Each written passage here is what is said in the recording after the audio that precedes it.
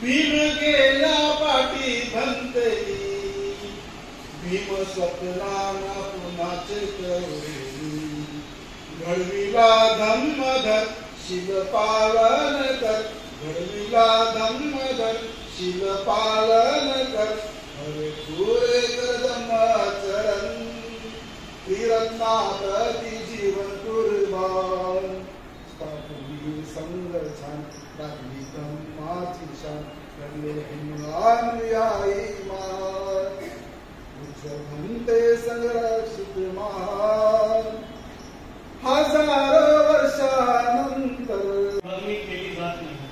बुद्ध धर्मामध्ये आपण सर्वांनी पुढाकार घ्यायचा असतो। आपण सर्वांना जबाबदारीचं पालन करायचं असतं।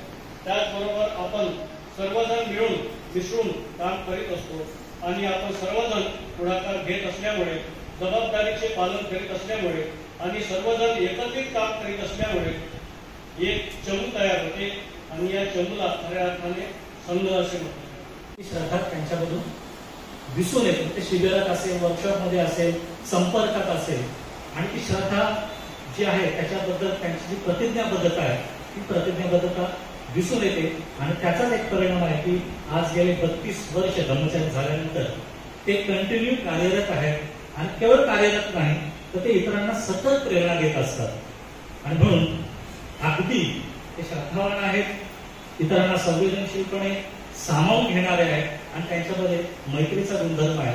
असे ठळक मुद्दे त्यांच्यातून दिसून येतात आणि मला वाटतं म्हणूनच त्यांच्या आचार्यांनी त्यांचं नाव यशोरत्न हे दिलेलं आहे। यशाचे रत्न आहे आणि रत्न कसे आकर्षित असतं, सहज आपल्याला आकर्षण करून घेतं आणि असे ते रत्न आहेत की जे सहज इतरांना आकर्षित करतात। आणि जो बौद्ध होऊ इच्छित असेल किंबहुना जो बौद्ध झालेला आहे त्याला हा शब्द जो आहे तो नवखा असत नाही, शरणगमन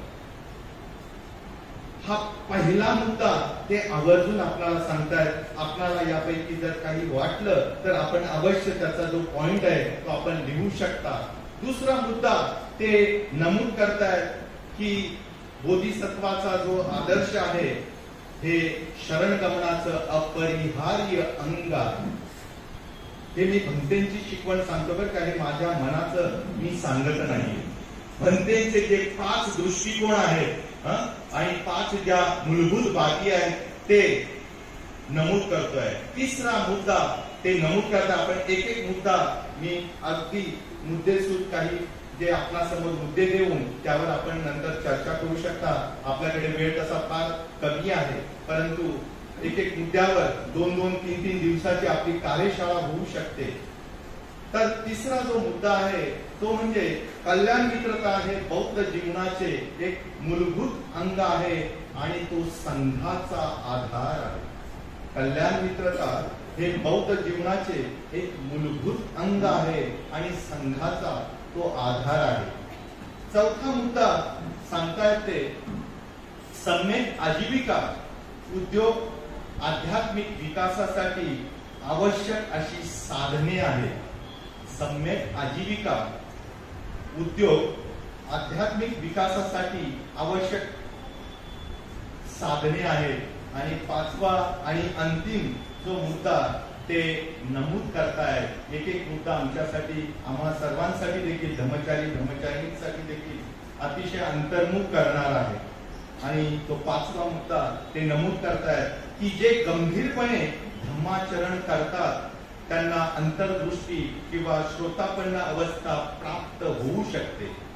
जे गंभीरपणे धम्माचं आचरण करतात ना, त्यांना अंतर्दृष्टी किंवा श्रोतापन्न अवस्था जी आहे ती प्राप्त होऊ शकते. मग आता एक एक आपण या मुद्द्यांकडे जाऊन थोडस आपण आपल्याकडे, बाबासाहेब भुमटे आणि बुद्ध आमच्यासाठी मॉडेल आहे. तो मॉडेल, त्यांची तुम्ही आणि आम्ही लेकरं आहोत. मग या लेकरांनी बोधिसत्वांना तडा द्यायचा आहे का जुळवण्याचं काम करायचं, का जोडण्याचं काम करायचंय. म्हणून त्रिरत्न बौद्ध महासंघामध्ये मैत्री भावना शिकवली जाते, मैत्री विकास केला जातो आणि बोधिसत्वाच्या दिशेने स्वतःपासून ते सूक्ष्म अशा जीवजंतूपर्यंतची जी आपली भावना आहे, जो विकास आहे, त्या विकासाच्या दिशेने जर का आमची वाटचाल होत नसेल ना, तर त्याला काहीच अर्थ राहत नाही. म्हणून या दुसऱ्या मुद्द्याकडे देखील आपण पाहण्याचा प्रयत्न केलेला आहे. तिसऱ्या मुद्द्याकडे आपण जाऊया आणि